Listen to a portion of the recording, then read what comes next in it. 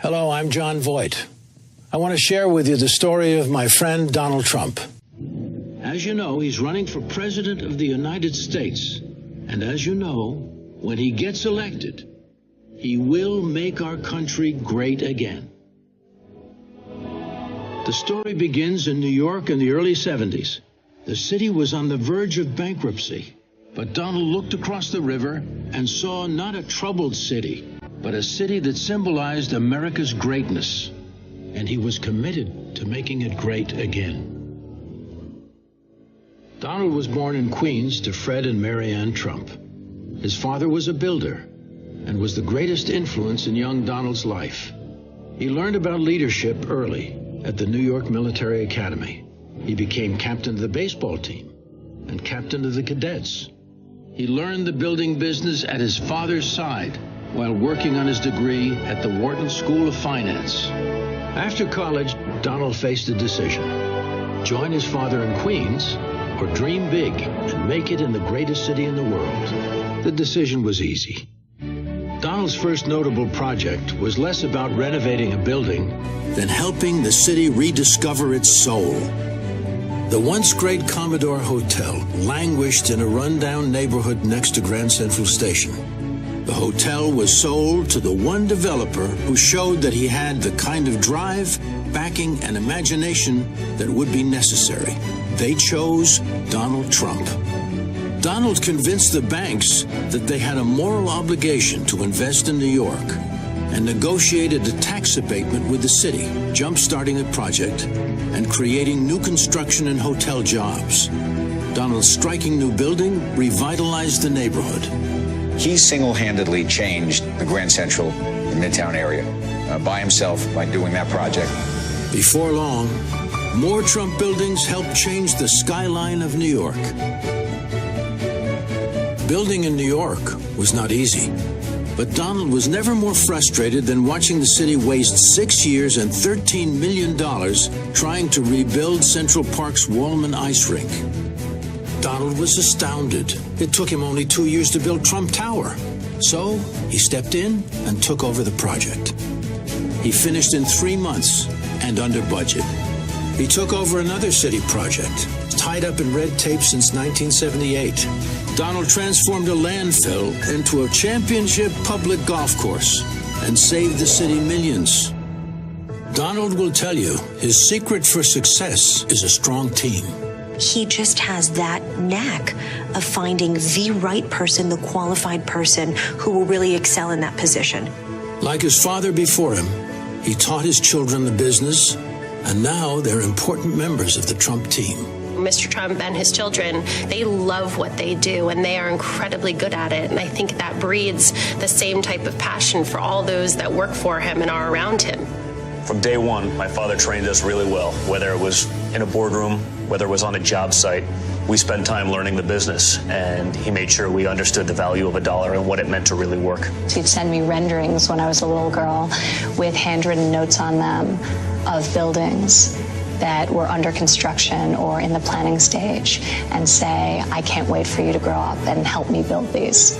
Now it's fun to stand shoulder to shoulder with my father. Over the years, Donald has created tens of thousands of new jobs, many of them for women. When I was building my building on Park Avenue, and he was building the Trump Tower, he had the first female construction superintendent on the job. When he made me general manager 9 years ago, there were only 3 female general managers of 5-star hotels in the whole of North America. After a long career, accomplishing much of what others said couldn't be done, Donald Trump has set his sights on a new rebuilding project. I am officially running for President of the United States, and we are going to make our country great again.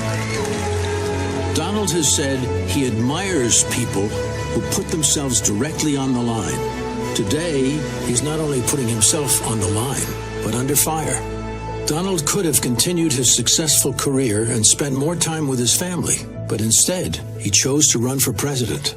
See, he doesn't need to do this, but it's what's been happening over the last 8 years has been so tragic for the course of our nation, he simply had to do this. For my father to step away from a company that he's deeply committed to in favor of running for elected office was a real sacrifice for him. It's Donald's nature to help others.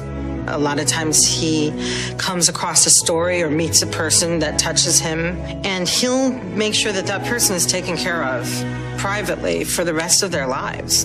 Donald Trump has a very big heart. When police officers or firefighters or even sanitation workers, correction officers, I can remember a teacher got injured or died, he would step forward and he would make an anonymous contribution. For Donald, it all begins with our young people. Donald Trump believes that higher education and more job opportunities will enhance the quality of American living. Donald is committed to protecting our families and keeping our cities safe. What I see out of Donald Trump, it starts with a message. It starts with a positive message of respect for the American law enforcement officer. But we need it from our national leaders, and that's where we're not getting it right now. He is the one candidate, the non-politician, who can fix our broken economy and get America working again. Trump is a guy, brand new, comes in, shakes up Washington, changes policies on taxes and regulations and helps businesses, and middle-income wage earners will get a raise for the first time in 15 years. Donald will stand up for America. Donald Trump understands negotiation. There's just no doubt about it. It's one of his great strengths, and we have been taken to the cleaners in world trade. We are losing jobs every year, every day, as a result of bad trade policies and bad trade agreements. While some politicians say our best days are past, Donald believes our best days are yet to come. Ronald Reagan was a cheerleader for America. He would talk about what a great country this is, how important it is to work. That gives incentive to people, and it makes working hopeful. I think what Donald Trump can do, he can give us hope again. He can give us pride in being an American again. He can make us feel like what we should feel like. We're exceptionally lucky people living in this country. Donald Trump is a leader, not a politician. He will be honest with the American people. He will stop wasteful government spending of our tax dollars. He will cut our taxes and create jobs and will rebuild our broken economy. He will lead this country, not apologize to the world for our success. He will always put America's best interests first, whether it's a trade deal with China or standing up to radical Islamic terrorists.